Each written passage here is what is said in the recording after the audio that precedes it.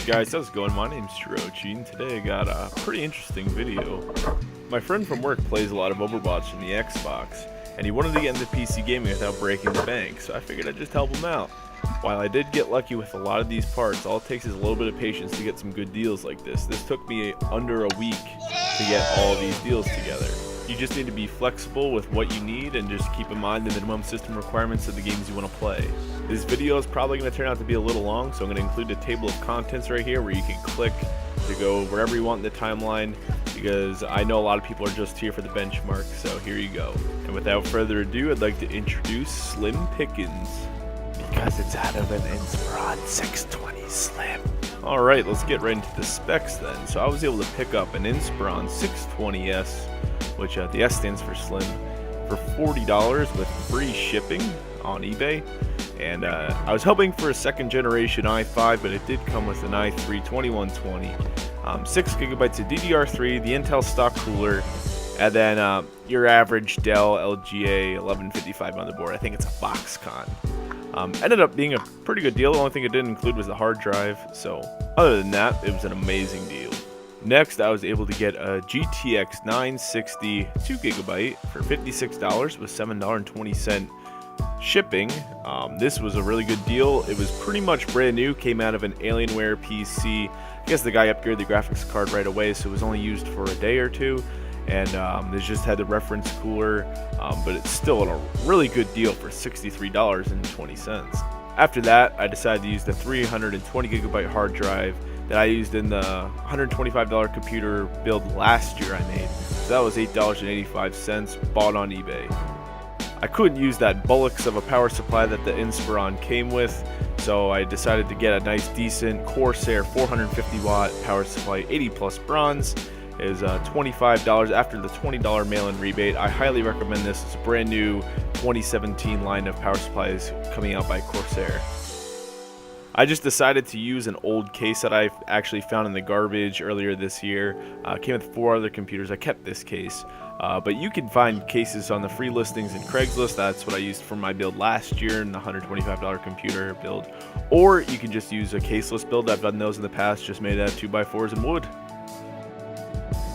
Lastly, I was looking for the operating system, and luckily this came with a Windows 7 Home Premium COA on the top, so installing Windows wasn't an issue at all.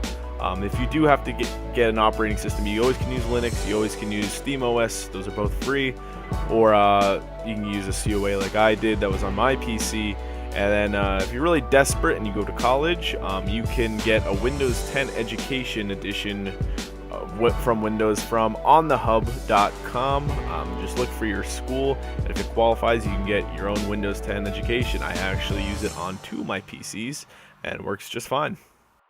Now, you might be thinking to yourself, hey, wait, this comes out to $137, and I was able to sell the case and the power supply from the old Inspiron 620S for $15, so that brought us right under $125.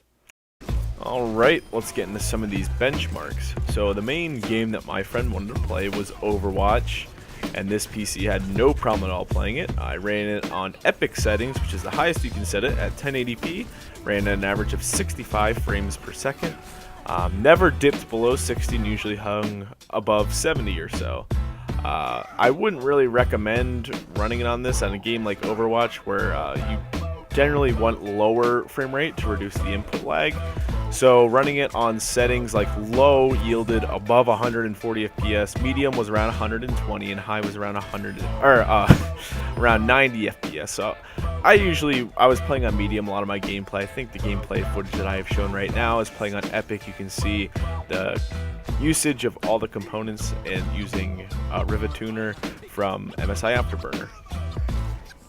After that, I tried Shadows of Mordor Middle Earth, and that ran on all ultra settings, 1080p with an average, well, the benchmark was an average of 61 frames per second, and when I was playing, generally it was above 55 or so, sometimes dipped into the 50s or high 40s, so I'd recommend if you want to play at a solid 60 FPS that you drop it down to high settings at 1080p. I definitely wanted to try Counter-Strike out, as a lot of the PC community plays Counter-Strike. I really don't. I'm not that good at it, so don't judge me by my gameplay. But it ran on all ultra settings, well above 100 FPS. If you dropped it down at all, you could definitely use it on a 120 Hz monitor or 144 Hz monitor, as it played absolutely fine on higher settings, above 140 FPS. This was a welcome frame rate coming from the last PC builds I've done, where the trashed upgrade extravaganza, where they were running them at like 20 to 30 FPS and it was just horrible. This was a lot easier, and I was worried about the mouse at first, but it worked absolutely fine. It's just your normal office Dell mouse. I also wanted to try out Fallout 4 also. This game, I always struggle to get it locked at 60 FPS. I had it on all ultra settings. That was what Bethesda recommended that I play on, was ultra settings. I loaded it up 1080p ultra, and it generally was 60. Sometimes it would drop into the 40s though. I really don't understand that.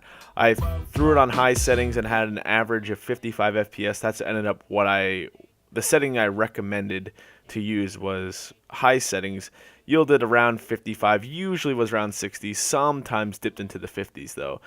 It's kind of hard to get Fallout 4 just because it's an open world game to really lock at 60 FPS.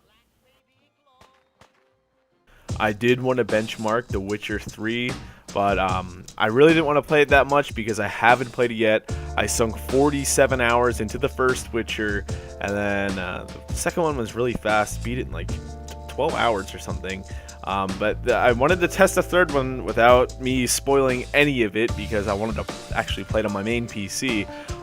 It seemed to run the best on medium settings. If you are okay with 30 frames per second, just like the console runs it, it could do high settings, but I recommend just dropping down the graphics quality just to get that nice clean 60 FPS.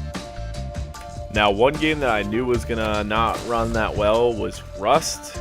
It's a game I play. I have almost 1,300 hours clocked in on it, and I know it likes 8 gigs of RAM, and I didn't know if this 6 gigs of RAM was gonna cut it.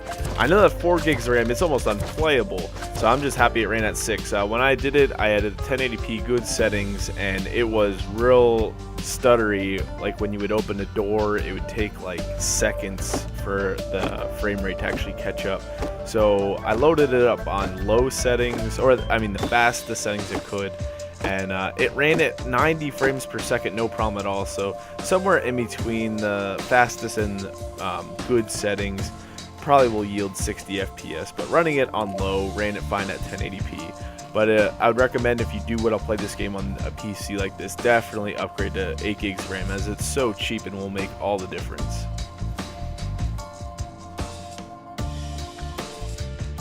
I did want to try out World of Warcraft Legion also.